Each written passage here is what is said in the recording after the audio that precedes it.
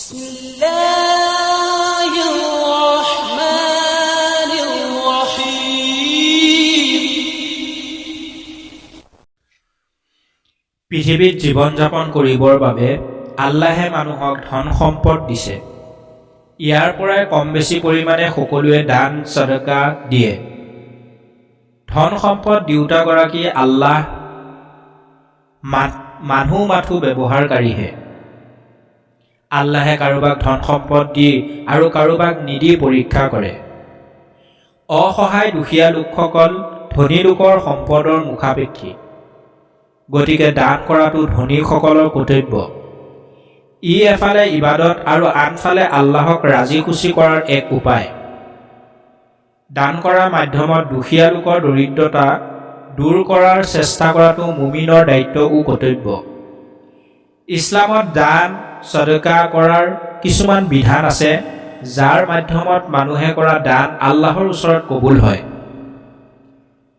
দান সদকা সহ অন্যান্য নেক আমল কবুল হোৱাৰ বাবে কিছুমান চৰ্ত ও বিধান আছে, যিবোৰৰ অবিহনে আমল নাকচ হৈ যোৱাৰ আশংকা নোহোৱা নহয়।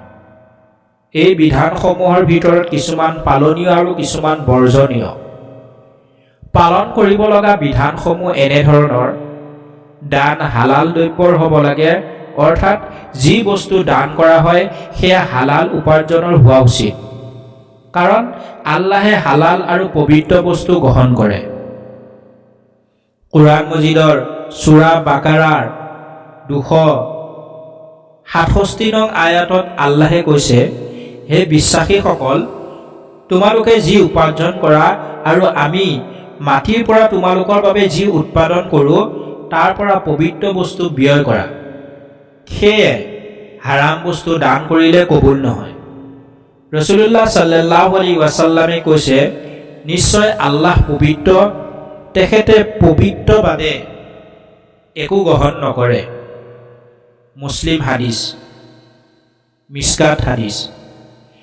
তেখেতে আকৌ কৈছে, যি ব্যক্তিয়ে পাপৰ মাধ্যমত কোনো সম্পদ লাভ কৰিলে, তাৰ দ্বাৰা আত্মীয়তাৰ সম্পৰ্ক ৰক্ষা কৰিলে বা দান কৰিলে বা আল্লাহৰ ৰাস্তাত খৰচ কৰিলে, আল্লাহে সকলো একত্ৰিত কৰি জাহান্নামত নিক্ষেপ কৰিব। সহিহ আত-তাৰগিব হাদিছ। উত্তম সম্পদ সাদকা কৰাৰ চেষ্টা কৰিব লাগে, কাৰণ প্ৰিয় বস্তু সদকা নকৰিলে পূৰ্ণ পোৱা নাযায়। কুৰাণ মজিদৰ সূৰা আল ইমৰানৰ 92 নং আয়াতত আল্লাহে কৈছে, তোমালোকে কেতিয়াও কল্যাণ লাভ নকৰা যেতিয়ালৈকে তোমালোকৰ প্ৰিয় বস্তুৰ পৰা দান নকৰা। আল্লাহে সূৰা বাকাৰাৰ 267 নং আয়াতত আকৌ কৈছে, আৰু নিকৃষ্ট বস্তু ব্যয় কৰাৰ সংকল্প নকৰিবা, অথচ তোমালোকে নিজে এনে বস্তু চকু বন্ধ নকৰালৈকে গ্ৰহণ নকৰা। জানি থোৱা, নিশ্চয় আল্লাহ অভাৱমুক্ত, চিৰ প্ৰশংসিত। আউফ ইবনে মালিক ৰাদিয়াল্লাহু আনহুৱে কৈছে, এদিনাখন ৰাসূলুল্লাহ সাল্লাল্লাহু আলাইহি ওয়াসাল্লামে হাতত এডাল লাঠি লৈ মছজিদত প্ৰৱেশ কৰে। আমাৰ এজন লোকে মছজিদত নিকৃষ্ট মানৰ এথোপা খেজুৰ ওলমাই থৈছিল।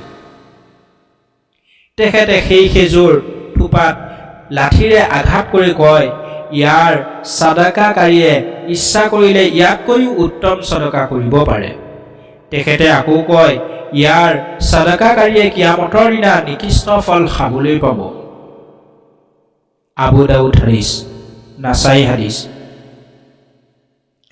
অন্যান্য যিকোনো নেক আমল একমাত্ৰ আল্লাহৰ সন্তুষ্টিৰ উদ্দেশ্যে কৰাৰ দৰে সাদকাও একমাত্ৰ আল্লাহৰ বাবে হোৱা জৰুৰী, অন্যথা কবুল নহব। ৰাসূলুল্লাহ সাল্লাল্লাহু আলাইহি ওয়াসাল্লামে কৈছে, কামৰ প্ৰাপ্য হ'ব নিয়ত অনুযায়ী, আৰু মানুহে নিয়ত অনুযায়ী প্ৰতিফল পাব। বুখাৰী হাদিছ, মুছলিম হাদিছ, মিশকাত হাদিছ। সাদ ইবনে আবি ওয়াক্কাছ ৰাদিয়াল্লাহু আনহুৰ দ্বাৰা বৰ্ণিত, ৰাসূলুল্লাহ সাল্লাল্লাহু আলাইহি ওয়াসাল্লামে কৈছে, তুমি আল্লাহৰ নৈকট্য অৰ্জনৰ উদ্দেশ্যে যিয়ে ব্যয় নকৰা তাৰ প্ৰতিদান নিশ্চিত ৰূপে দিয়া হ'ব, আনকি তোমাৰ পৰিবাৰৰ মুখত যি তুলি দিয়া তাৰো। বুখাৰী হাদিছ, আবু দাউদ হাদিছ, মিশকাত হাদিছ। সাদাকা প্ৰকাশ্য ও গোপন দুয়ো অৱস্থাতে কৰিব পাৰি, যদিও গোপনে কৰা উত্তম, কাৰণ ইয়াত লৌকিকতা আৰু প্ৰদৰ্শনৰ ইচ্ছা নাথাকে। প্ৰকাশ্যে দান কৰা অধিক কল্যাণৰ হ'লে তেনেদৰে কৰিব পাৰি। সূৰা বাকাৰাৰ 271 নং আয়াতত আল্লাহে কৈছে, যদি তোমালোকে প্ৰকাশ্যে সদকা কৰা তেন্তে এয়া ভাল, আৰু যদি গোপনে কৰা আৰু অভাৱ কষ্টক প্ৰদান কৰা তেন্তে এয়া তোমালোকৰ বাবে আৰু ভাল।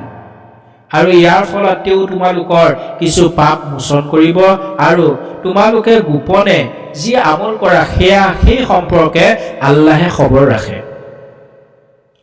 ইবনু কাছিৰ ৰাহমাতুল্লাহিয়ে কৈছে, ফৰজ হওক নফল হওক যিকোনো সদকা গোপনে প্ৰদান কৰাটো উত্তম হোৱাৰ দলিল উক্ত আয়াত।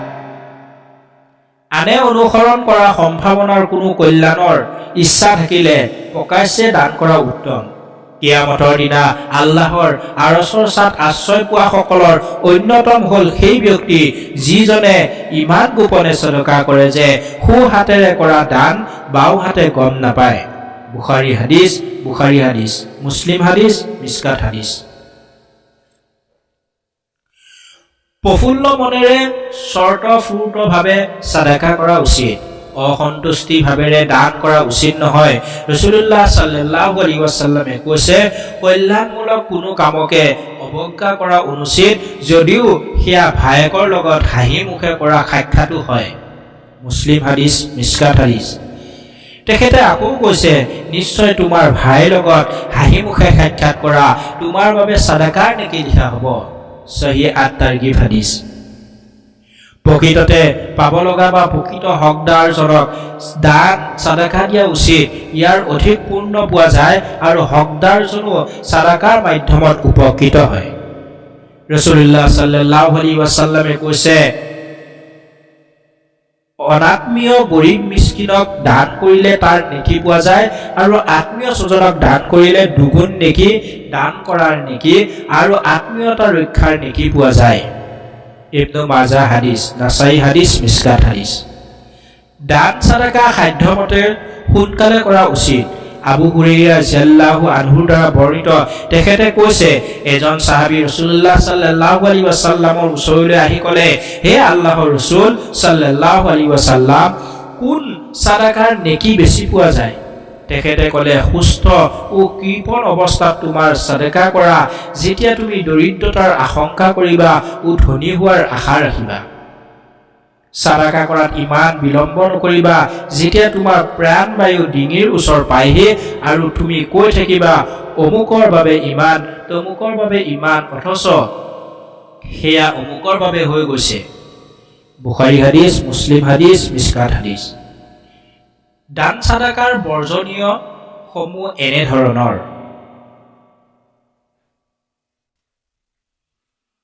অধিক লাভৰ আশাত দান সাদাকা কৰিব নালাগে। দান কৰিব লাগে নিস্বাৰ্থভাৱে আৰু নিস্বাৰ্থভাৱে। দান কৰি বিনিময়ত অধিক লাভৰ আশা কৰা উচিত নহয়। কুৰাণ মজিদৰ সূৰা মুদাচ্ছিৰৰ 6 নং আয়াতত আল্লাহে কৈছে, দুনিয়াত অধিক লাভ কৰাৰ আশাত কাকো দান নকৰিবা, অৰ্থাৎ দানৰ বিনিময়ত দুনিয়াত কিছু পোৱাৰ আশাৰে দান কৰা অনুচিত। দান কৰি কথা শুনোৱাৰ পৰা বিৰত থকা উচিত। সমাজত বহু লোকে দান কৰি দানপ্ৰাপ্ত লোকজন তেখেতৰ অধীনস্থ নহ'লে কথা শুনোৱা দেখা যায়। এনে কৰিলে দানৰ নেকি বাতিল হৈ যায়। সূৰা বাকাৰাৰ 246 নং আয়াতত আল্লাহে কৈছে, হে বিশ্বাসীসকল, দানৰ কথা কৈ ফুৰি আৰু কষ্ট প্ৰদান কৰি তোমালোকে নিজৰ দানক সেই ব্যক্তিৰ দৰে নিষ্ফল নকৰিবা, যিয়ে নিজৰ সম্পদ আনক দেখুৱাবলৈ ব্যয় কৰে। আল্লাহ আৰু আখিৰাতৰ প্ৰতি বিশ্বাস পোষণ নকৰে, ফলত তাৰ উদাহৰণ হৈছে এনেকুৱা এটা মসৃণ শিলৰ দৰে, যাৰ ওপৰত অলপ মাটি আছে আৰু ধাৰাসাৰ বৰষুণে সেইটো পৰিষ্কাৰ কৰি দিয়ে। ইহঁতে যি উপাৰ্জন কৰিছে তাৰ একোৱেই নিজৰ কামত খটুৱাবলৈ সক্ষম নহয়। আল্লাহে অবিশ্বাসীসকলক সুপথ প্ৰদৰ্শন নকৰে। ৰাসূলুল্লাহ সাল্লাল্লাহু আলাইহি ওয়াসাল্লামে কৈছে, আল্লাহ তাআলাই কিয়ামতৰ দিনা 3 শ্ৰেণীৰ লোকৰ লগত কথা নাপাতে। তেওঁলোক হ'ল দান কৰি যি লোকে কথা শুনায়, যি লোকে মিছা শপত খায় পণ্য দ্ৰব্য বিক্ৰী কৰে আৰু যি ব্যক্তিয়ে ভৰিৰ সৰু গাঁঠিৰ তললৈ কাপোৰ পৰিধান কৰে। মুছলিম হাদিছ, নাছাই হাদিছ। উপৰোক্ত আলোচনাৰ পৰা দেখা যায় দান সদকাৰ ক্ষেত্ৰত উল্লেখিত বিধান মানি চলা প্ৰয়োজন। ইয়াৰ মাধ্যমত দানশীল ব্যক্তিয়ে ইহকালতো সুফল পাব আৰু পৰকালতো অশেষ পুণ্য লাভ কৰিব। দান গৃহীতাই সচ্ছল জীৱন যাপন কৰি দাতাৰ বাবে দোৱা কৰিব। আল্লাহে আমাক সকলোকে জীৱনৰ সকলো ক্ষেত্ৰতে ইছলামিক বিধি বিধান মানি চলাৰ তৌফিক দিয়ক। আমিন।